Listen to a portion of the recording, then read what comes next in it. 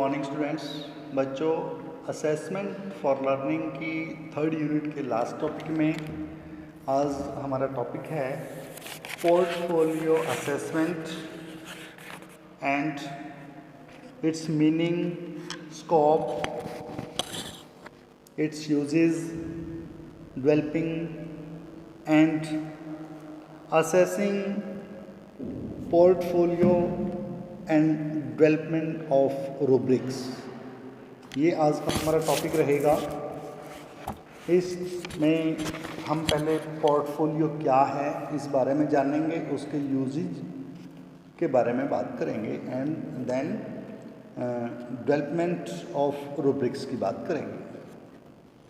Portfolio एक जानकारी है। पोर्टफोलियो जानकारियों का एक संग्रह है। पोर्टफोलियो एक तरह की फाइल है। पोर्टफोलियो एक ऐसा साधन है जिसके माध्यम से छात्रों द्वारा की जाने वाली जितनी भी क्रियाएं हैं, जो भी कार्य हैं, उनको इकट्ठा करके रखा जाए। यानी जिसमें शिक्षक व छात्र दोनों ही शिक्षण प्रक्रिया के विकास, प्रभाव और परिणामों की समय समय पर जांच कर सकते हैं। एक ये शिक्षा के क्षेत्र में बड़ा महत्वपूर्ण है, क्योंकि ये छात्रों के क्रमिक विकास की जांच करता है और शिक्षण प्रक्रिया को सुचारू रूप से चलाने में सहायता करता है।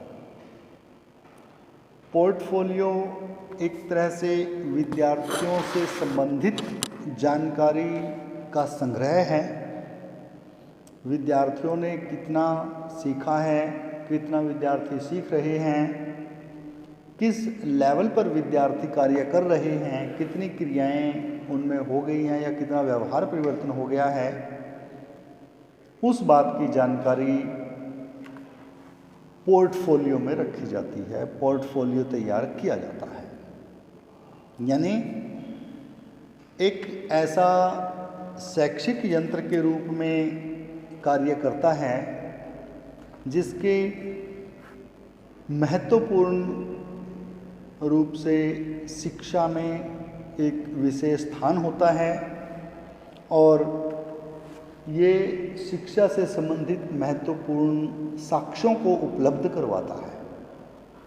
क्योंकि अगर किसी बच्चे का पोर्टफोलियो बना हुआ है, किसी बच्चे से संबंधित पूरी एक रिकॉर्ड फाइल बनी हुई है, तो उससे संबंधित जानकारियों को प्राप्त करने में समय की बहुत बचत होती है, समय कम लगता है तथा छात्र के प्राप्त ज्ञान व उसके व्यवहारिक प्रयोग का प्रदर्शन जो छात्र करता है उसकी जानकारी भी प्राप्त हो जाती है। जबकि जितनी भी परंपरागत जो परीक्षाएं हैं, परीक्षण हैं, ये भी विद्यार्थी के ज्ञान को तो प्रदर्शित करती हैं, लेकिन ये क्रमिक नहीं है।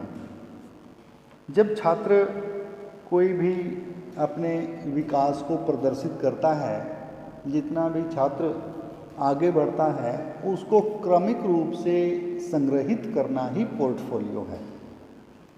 सामान्यतः पोर्टफोलियो के अनुसार या पोर्टफोलियो की धारणा या संकल्पना के अनुसार पोर्टफोलियो एक सार्वजनिक दस्तावेज है, एक पब्लिकली एक फाइल है जिसे विद्यार्थी, अभिभावक, शिक्षक और शिक्षक समूह का पूरे सदस्य उसके समय समय पर उसका आकलन करते हैं और विद्यार्थी की रुचि, विद्यार्थी का कार्य, विद्यार्थी की अभिक्षमता का पता करते हैं या पता लग जाता है।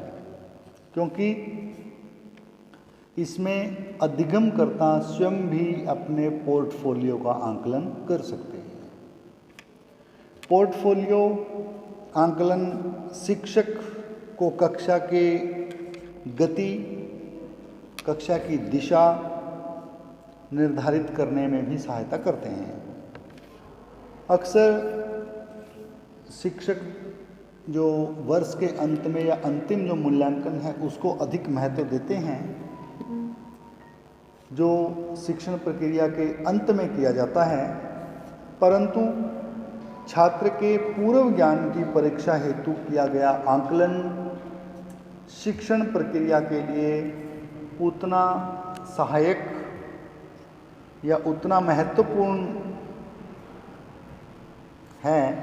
इस प्रकार से आंकलन को मौखिक चर्चा या कार्य पत्रिका के माध्यम से भी किया जा सकता है।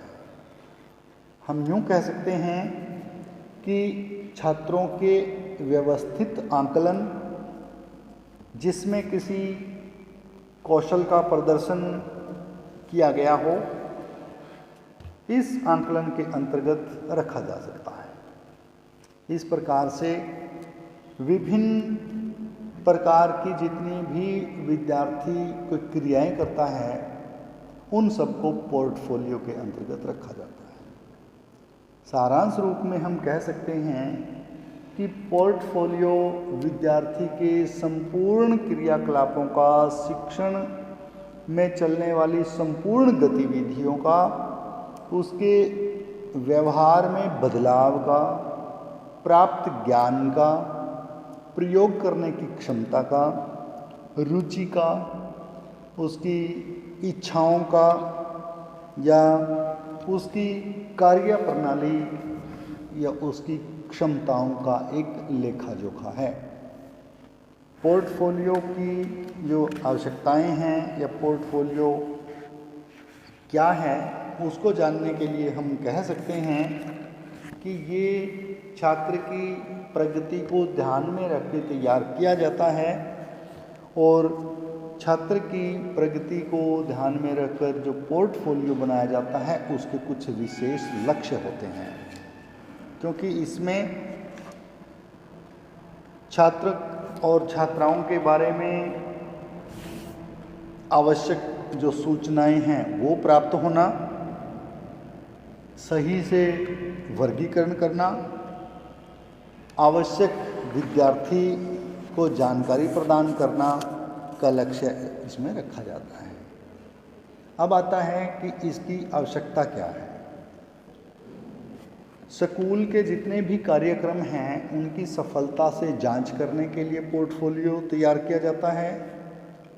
विद्यार्थियों के उचित मार्गदर्शन के लिए पोर्टफोलियो तैयार किया जाता है और छात्रों की सर्वोन्मुखी प्रगति की जानकारी के लिए पोर्टफोलियो तैयार किया जाता है। विद्यार्थियों की सेटिस्फेक्शन के लिए होता है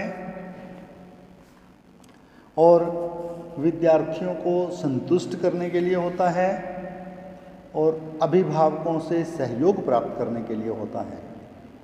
अन्य शिक्षकों के आपसी विद्यार्थी से संबंधित परामर्श के लिए भी पोर्टफोलियो मदद करता है।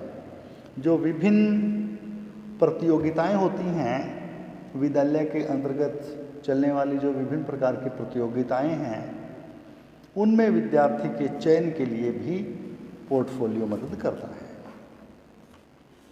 पोर्टफोलियो के कुछ उद्देश्य रखे जाते हैं, जिसमें विद्यार्थियों को व्यवस्थित रूप से कार्य करने के निर्देश दिए जाएं, जिसमें विद्यार्थी से संबंधित सारी जानकारी इकट्ठी रखी जाए, विद्यार्थियों के विकास के लिए योजना निर्माण में सहायक होता है और सभी प्रकार के कार्यक्रमों में मूल्यांकन के लिए उल्लेख की व्यवस्था की जाती है और विद्यार्थियों के अभिभावक यानी उनके माता पिता, उनके शिक्षक और शिक्षकों को विद्यार्थी के बारे में आवश्यक सूचनाएं प्रदान करना भी पोर्टफोलियो का उद्देश्य होता है।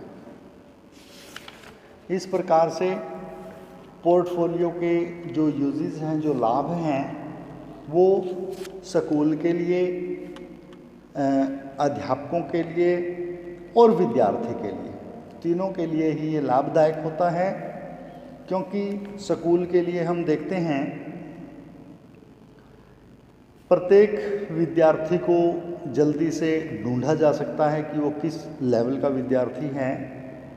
विद्यार्थी से संबंधित महत्वपूर्ण तथ्यों की जानकारी प्राप्त करने के लिए अवांछित स्थिति पर विद्यार्थी के पर यानी अवांछित स्थितियों पर विचार करके उन्हें दूर करने के लिए और छात्रों से संबंधित किसी भी बात की, किसी भी कार्य की छानबीन करने के लिए और विद्यालय की जितनी भी जो असफलताएं हैं उनको रोकने के लिए, विद्यार्थियों को सफल बनाने के लिए और इस बात का निश्चय करने के लिए कि किसी भी जो परिवर्तन हैं उनकी कितनी आवश्यकता है और किस लेवल पर वो किए जाएं। ये था कि स्कूल के ये रिकॉर्ड क्या काम आता है। अब बात आती है कि ये अध्यापकों के लिए कैसे लाभदायक होता है। ये वर्ष के प्रारंभ में ही विद्यार्थियों को जाना जा सकता है। इस बात का निश्चय किया जाता है कि किसी भी कार्य को कौन सा विद्यार्थी कर सकता है और प्रत्येक विद्यार्थी के अनुसार जो शैक्षिक क्रियाएं हैं उनकी व्यवस्था तैयार करना, असाधारण और जो प्रतिभा संपन्न विद्यार्थी हैं उनके विकास के लिए कार्यक्रमों का निर्माण करना, नियत बालक रिपोर्ट शुद्ध और समय पर बनाए जाना और जो मंदबुद्धि बालक हैं उनकी खोज करना, उनका पता लगना और उचित समय पर उन्हें उनकी योग्यता के अनुसार मार्गदर्शन करना। ये थे कि कुछ अध्यापकों के लिए इसके क्या लाभ हैं। अब बात आती है विद्यार्थियों को इसके क्या लाभ हैं। विद्यार्थी अपने वर्गीकरण में न्याय प्राप्त कर सकते हैं, क्योंकि अगर रिकॉर्ड तैयार नहीं होगा तो जैसे फर्स्ट या किसी भी एक ऐसी क्लास की जो डिवाइडेशन है उसमें विद्यार्थी जो अच्छा विद्यार्थी है उसके साथ न्याय नहीं हो पाएगा, क्योंकि उस ग्रुप के साथ वही विद्यार्थी रहेंगे जो उस लेवल के विद्यार्थी हैं, ताकि उन्हें अधिक प्रोग्रेस करने का मौका मिल सके। वे अपना अच्छा रिकॉर्ड स्थापित करने की पूरी कोशिश कर सकते हैं। वे अपनी योग्यता के अनुसार अपनी प्रगति कर सकते हैं। वे अपनी जो प्राकृतिक योग्यताओं का विकास है वो उनका निश्चय से हो सकता है और आवश्यकता पड़ने पर अपने स्कूल को अपने संबंध में ठीक से अपने स्कूल से अपने संबंध में ठीक से सूचनाएं प्राप्त कर सकते हैं। वे अपना उचित समायोजन कर सकते हैं और उचित मार्गदर्शन प्राप्त कर सकते हैं। ये थी बच्चों कि इसके यूजेस क्या हैं। अब बात आती है रूब्रिक्स क्या है। रूब्रिक्स से भाव जो आकलन मानकों की एक ऐसी ग्रिड से है जिसमें छात्र का आकलन सुनिश्चित व स्पष्ट रूप से तय किए गए संसाधनों के आधार पर किया गया है।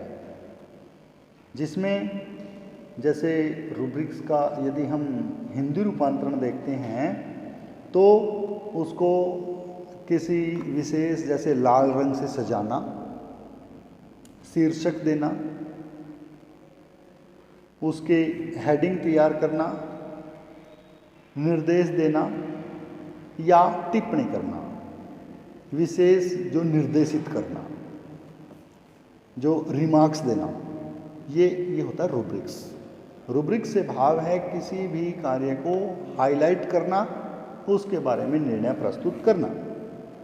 सामान्यतः मूल्यांकन से पूर्व विद्यार्थियों को इस आकलन के आधार की जानकारी दे दी जाती है ताकि विद्यार्थी कार्य का प्रदर्शन सुनिश्चित कर सकें, विद्यार्थी उस कार्य को सही तरीके से कर सकें। रूब्रिक्स विश्लेषणात्मक हो सकते हैं। वे किसी भी विषय अथवा विशेष विषय वस्तु के क्षेत्र के अनुरूप तथा विद्यार्थी तथा शिक्षकों की आवश्यकता के अनुरूप निर्मित किए जा सकते हैं। तो बच्चों, ये हमने आज पोर्टफोलियो और रूब्रिक्स के बारे में पढ़ा। कल हम अपनी 4th यूनिट के बारे में बात करेंगे, जिसमें आपका न्यूमेरिकल पार्ट अधिक आता है। 4th यूनिट आपकी constructions of the interpretation and the reporting of student performance की हमारी पूरी यूनिट बनती है। बच्चों, आपकी 3 यूनिट समाप्त हो चुकी हैं और आगे जो 3 क्वेश्चंस हैं वो आपके 4th यूनिट के बनते हैं, जिसमें सेंट्रल टेंडेंसी और वेरिएबिलिटी एंड द परसेंटेज का आपका फर्स्ट टॉपिक रहेगा। हम नेक्स्ट वीडियो में इसको करेंगे। आज के लिए इतना ही। धन्यवाद।